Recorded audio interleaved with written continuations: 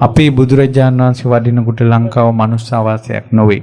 මග් නිසාදයත් ඇස් වලින් දකිනකොට ඇස් වලින් බලනකොට මිනිස්සෙක් උණු වී යන තරම් තේජසක් තියෙන මහා බලවත් යක්ෂයෝ මනුස්ස මාංශ භක්ෂක මනුස්ස මස් කන යක්ෂයෝ මේ දූපතට අරගෙන හිටියා.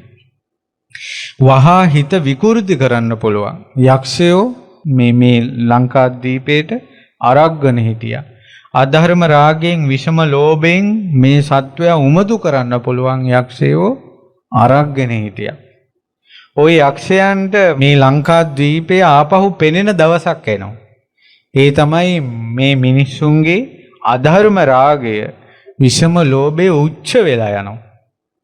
අධර්ම රාගයේ විෂම ලෝභය උච්ච වුණාට පස්සේ ඊට සමාන මානසික මට්ටම් අර යක්ෂයන් තුල තියෙනවා. එතකොට යක්ෂයන්ට මේ දූපත පෙනෙන දවසක් එනවා. හැබැයි එදාට ධාතුන් වහන්සේලා පිරිනුවම් පාලා. මේ මිනිස්යාගේ ආරක්ෂාවට කිසිම දෙයක් නැහැ. කිසිම දෙයක් නැහැ. ජයසිරි මහ බෝධීන් වහන්සේගේ පරම්පරාවෙන් පැවතගෙන එන එක පත්තරයක් තියෙන බෝධියක්වත් නැහැ එදාට. බුදුරජාණන් වහන්සේගේ රූපය ප්‍රතිමාවකට අඹලා ඒ රූපයක්වත් ਸਰව සම්පූර්ණ වෙදාට නැහැ. ධාතුන් වහන්සේලා නැහැ, ස්තූප නැහැ ඊ දවසට. ඉතින් බුදුරජාණන් වහන්සේ දැක්කා මේ සෑම බුද්ධ ශාසනයකම ධර්මද්වීපේ වෙන්නේ මේ දූපත. අනාගතේ දකින්න බුදුරජාණන් වහන්සේ මේ යක්ෂයන් ලංකාවේ යක්ෂ සමාගමට එකතු වෙන දවස දැක්කා. පූර්ණිමා පොම්පෝය දවසට. එතකොට ඒ සියලු යක්ෂයෝ තෝරාගත් යක්ෂ සමාගමට තෝරාගත් භූමිය තමයි කඳුවලල්ලෙන් වට වුණ මේ තැනිතල භූමිය. එදා උරුවෙල් දනව්වේ උරුවෙල් කාශ්‍යප දමනේ යෙදී සිටිය බුදුරජාණන් වහන්සේ සම්බුද්ධත්වයෙන් 9 වෙනි පෝය උදා වුණ දුරුතු පොම්පෝය දවසේ මේ ලංකා ධරණිතලයට වැඩමකට වදාලා. මේ ආකාශයේ බුදුරජාණන් වහන්සේ වැඩ සිටියේ. මේ උතුම් මියගුණ සෑයේ අර රංකොත තිබෙන ආකාශයේ දෙස බලන්න. ඒ උතුම් වූ ආකාශයේ වැඩ සිටියා. යක්ෂයෝ සියලු දෙනා යක්ෂ සමාගම එකතුව. ඉතින් බුදුරජාණන් වහන්සේ විශාල ඝනදුරක් මැව්වා. විශාල සීතලක් මැව්වා. එතකොට එච්චර ඊර්ධි බල සම්පන්න යක්ෂයන්ට අර ඝනදුර සීතල කොච්චර භයානක වුණාද කියනවා නම් අත්වල තිබ්බ ආයුධ අතහැරී ගියා. තම තමන්ගේ ඊර්ධි බල ස්මරණයටපත් නොවි ගියා. ඉතින් විශාල බියකටපත් වුණ ඒ යක්ෂයන් ආකාශයේ ඉර මඩලක් වගේ සඳන මඩලක් වගේ රන්වන් රන් ස්වරූපයෙන් පෙනී සිටින මහා ආනුභාව සම්පන්න කෙනෙක් පෙනී ගියා.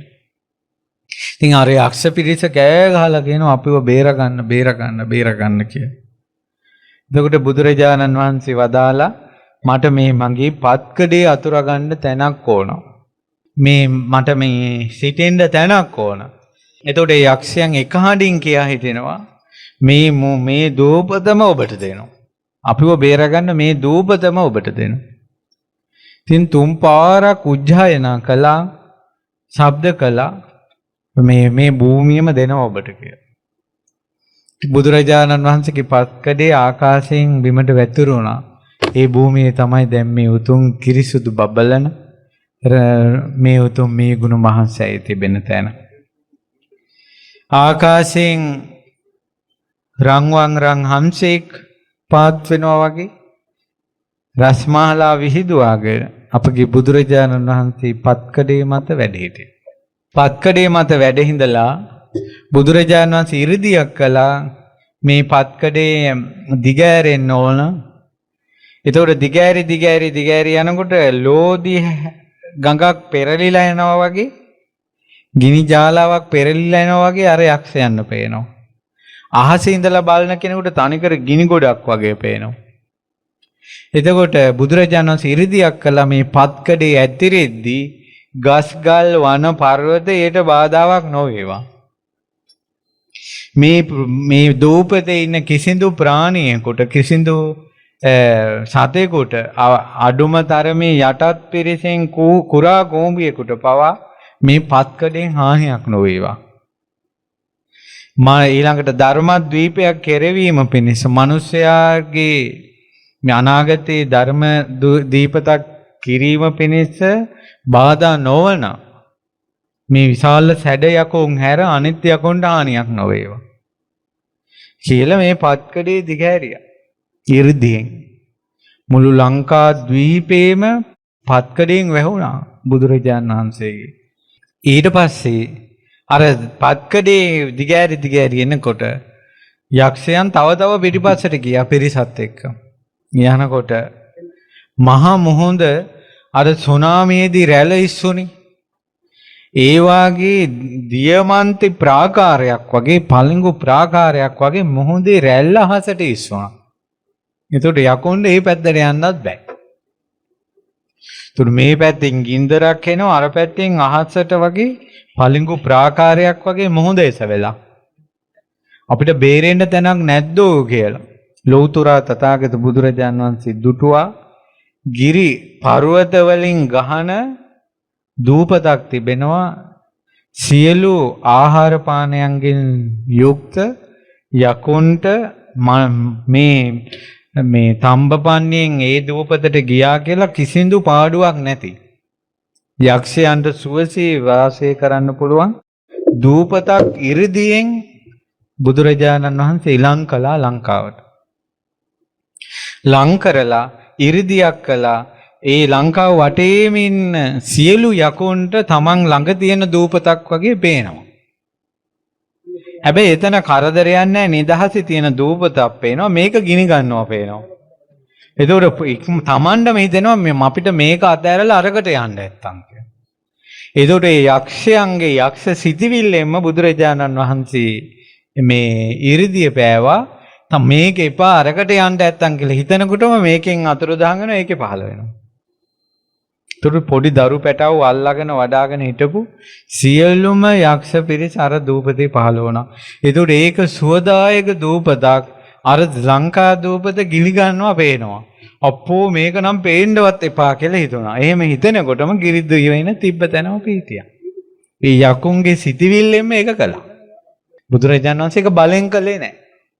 ඔවුන්ටම මේකෙන් අයින් වෙන්න සිටිවිලි පහළ වුණේ. ඔවුන්ටමයි ලංකාව පේන්න එපා කියලා සිටිවිලි පහළ වුණේ. යම් දවසක ධාතු පරිනිර්වාණය වෙනවද එදාට ඔවුන්ට මේ දූපත පේනවා. පෙනෙනකොට ඔය අයට අපිට මේක අවුරුදු 2500ක් 3000ක් 4000ක් වුණාට අපිට ඔවුන්ට දවස් දෙක තුනක ඒ අයට එකපාරම ස්මරණය වෙනවා අපි හිටපු තැනනේ අන්න අපේ තැන කියලා. ඒකට යා ගන්න නැත්තම් කියලා හිතනකොට ඒ අය මෙහි මොන පැලෑන ගහගෙන හිටියත් මේ මිනිස්යන්ගේ මොලේකින් කරන පැලෑන් එකකින් අවුරුදු දශක ගණනාවක් හදපු ගොඩනැගිලි එක දවසෙන් බිමට සමතලා කරන්න පුළුවන්ද බැරිද මිනිසුන්ගේ කල්පනාවයි. ගාසා තීරය රුසියානු ඊශ්‍රායලු යුද්ධයේදී පොළොවට සමතලා වුණ ගොඩබිම් ලෙබනන් නගරය කිලෝමීටර් ගණනාවක් පොළොවට සමතලා වුණ සිදුවීම් ඔබ ඇස් වලට දැකලා තියෙනවා නම් මනුස්ස මොළයකින් හදන දේවල් වලින් දශක ගණනාවක ගොඩනැගිලි සමතලා කරන්න පුළුවන් නම් ප්‍රාණීන් නසන්න පුළුවන් නම් අර යක්ෂ බලයකට මේ ලංකාද්වීපේ මිනිස්යන් නැති කරනවා කියන එක තප්පරයට කරන්න පුළුවන්. ඒ නිසා මේ බුද්ධ ශාසනයේ පිනිසම පවතින දූපතක් තමයි මේ ලංකා ධරණිතලේ. තින් ලෞතුරා තථාගත බුදුරජාණන් වහන්සේ මහා පරිත්ත කියන පිරිතක් සජ්ජායනා කර කර මේ ලංකාව වටා 3 වතාවක් පැදකුණු කළ බව මහා වංශ ටීකාවේ වංශත්තප්පකාශනී ටීකාවේ සඳහන් වෙලා තියෙනවා. ඉතින් ඒ නිසා තමයි මේ දූපත මෙහෙම රැකෙන්නේ. නැත්නම් ඔබ දන්නවා නම් ඉන්දියාවේ කරන පූජා තියෙනවා. එයාලා ඔය දසහේරා පූජාව. එයාලා දවස් 10ක් එකේ වෘත්ත රැකලා කේක පූජා තියලා බිලි තියලා 10 වෙනි දවස වෙනකල් පේ වෙලා මතුරලා 10 වෙනි දවසේ ලංකාවේ සිටියන් හදලා ගිනි තියනවා නැසේවා කියලා. හැම අවුරුද්දකම කරනවා. අපි සරණ ගිය බුදුරජාණන් වහන්සේ මහා පරිත්ත නම් පිරිතකින් මේ ලංකාව 3 වතාවක් පැදකුණු කොට ආරක්ෂා කළ බව වංශ කතාවේ සඳහන් වෙනවා.